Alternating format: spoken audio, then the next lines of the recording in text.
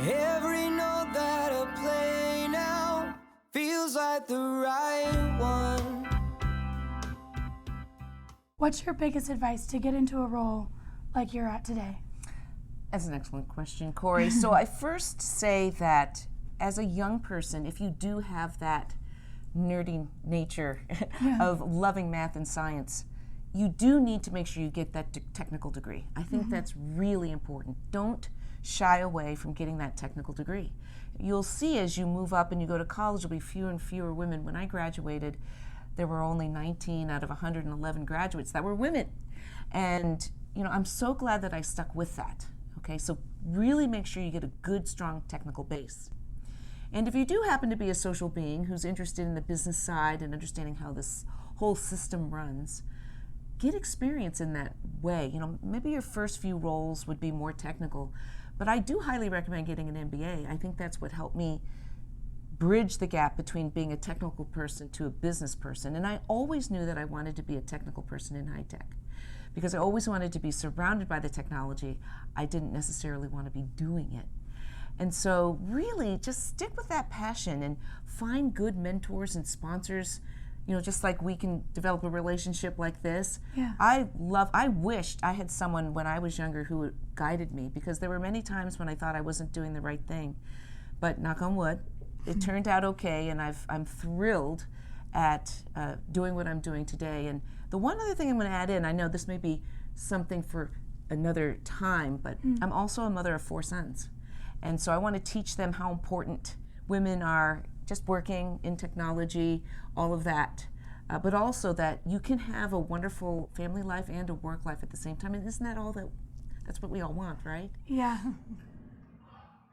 I'm here with Carly Stoughton at vCarly, one of my great friends and mentors. Carly, what's your biggest piece of advice going to the field? What was your experience? So I will say it is challenging, but I see that as a motivator for me. So I like a good challenge. I would say don't be afraid to ask for a seat at the table. If you don't ask, you're not going to be included. And that goes, across men and women, but I feel like especially as a woman, there's some situations where you aren't necessarily, they're not going to think to invite you first or to ask for your opinion. So ask for it. Say, I have something to say, I want to talk about it, can I be a part of this? And the answer is usually yes, but you got to ask for it. Awesome. Thank you, Carly. And everybody watching, whether you're a woman, whether you are new, gaining your career in technology, that is the biggest piece of advice that I've been given from all of my mentors, is have confidence in yourself, ask for a seat at the table, ask questions, and good people will give answers, because we're all a community of techies just trying to solve the world's problems.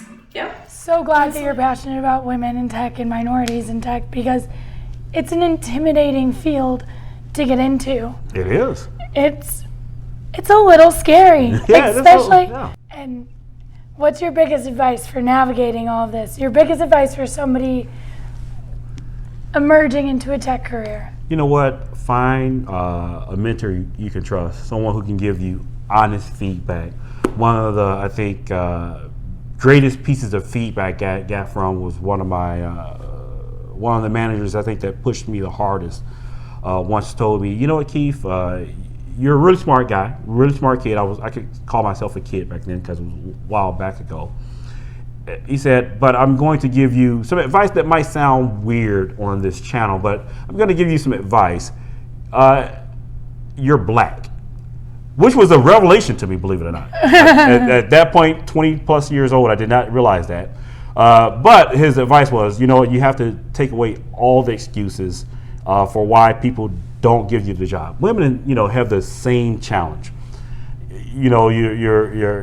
We see it in athletics, we see it across industries that women are treated differently than men when it comes to the clothes they wear or the aggressive attitudes that women may take, quote unquote aggressive attitudes. And minorities have those same challenges. But without that advice, I would never went and gotten my degree. or either, and I would have never gotten the opportunity to go and work for Lockheed Martin, which was an outstanding opportunity, or PwC, because they have these artificial barriers. You need that raw, honest advice sometimes, and having a mentor that you can trust that can help you navigate your career. I think probably the number one piece of advice I can give. Let's find a good mentor. Find a good mentor. I'm doing well. Yeah. I'm hanging in there. Probably a little bit partied out at this point, having been here since Sunday, but you know, that's what you do at VMworld. That's what you do at VMworld. That's part of the fun things about going into ITs. Getting to go to this stuff. Let's just say, I won't say I got into IT for the parties, but you know, they have their moments.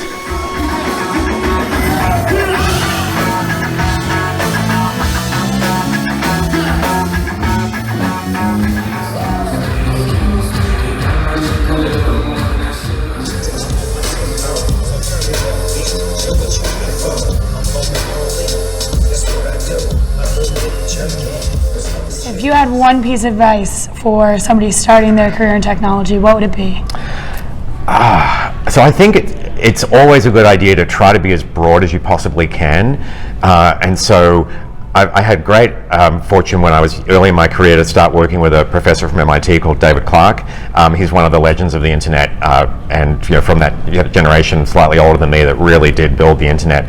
And I was just so amazed at how he seemed to be technically knowledgeable on almost everything in computer science, not just networking.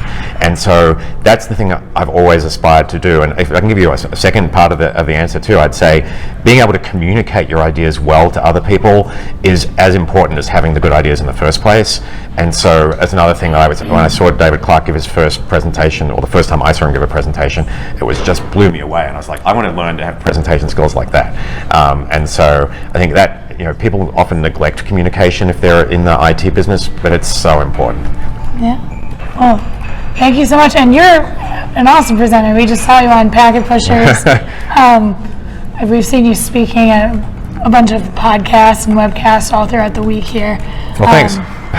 And you're very personable and a wonderful friend now. So Thanks. Thank you so much for your time, Bruce. All right, it's been a great pleasure. Thanks for tuning in. What's your biggest piece of advice, being a woman in a man's field? So my biggest advice is to love what you do. The only reason why you should go into engineering, go into development, is because you love science, you love what you do, and you love technology. If it's not something you love, go find something else. Go find what you love. But if you do love technology, yeah. Do I sit in a room most of the time with a bunch of guys? Yeah, but own your space. You know, don't feel like the odd person out. Don't feel different, because they don't want to treat you any different. And they understand that you're a woman, you're not a guy. And if you just own your space and blend in, it's okay. And, you know, if someone decides to cross the line, you can't imagine the amount of people in the room that will jump in and take care of you when that happens. And even if it doesn't, you know, own your own space, take care of your own business. It's difficult when people are timid and scared to be who they are. So if you are just who you are and have the confidence in that, you'll go far. You really will. Unapologetically me. Oh yeah. I like to say. Yeah, you know, be a honey badger. I have to tell you a little story about, so my degree is in information systems and cybersecurity. Mm-hmm. And right when I started my internship, I still didn't have that technical degree. I was actually a health science major. But the reason I made that switch to Bachelor's of Science, Information Systems, Cybersecurity is because of one comment. Somebody walked up to me and said, I was talking with a contract, and somebody walked up and said, oh, don't waste your time talking to her. She doesn't know anything. Wow. And it could have been because I was a new intern, because I was a woman, because I was asking questions. I didn't know anything. Mm-hmm. But I could have taken that and said, oh, you're right, I don't know anything, and hung my head down low.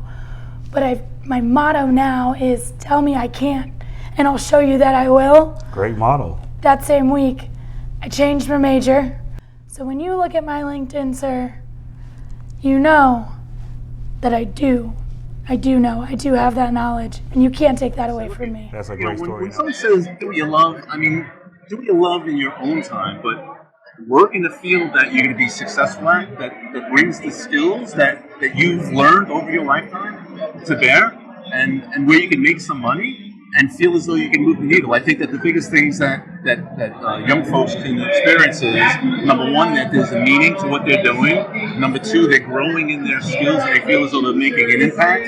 And number three, ultimately, there's an opportunity for them to advance. Mom, what's your biggest piece of advice for emerging women in technology? You need complete confidence, and to have confidence, you have to prepare for every single meeting. You have to do your research. When I walk into a room, people assume I'm a salesperson, so I never walk in without being completely prepared, completely confident. I walk in that room, I'm unapologetic, and I own the room because I'm confident. And I think you're kind of confident too. I think maybe I got it from someone. Yeah, I think so. Every note that I sing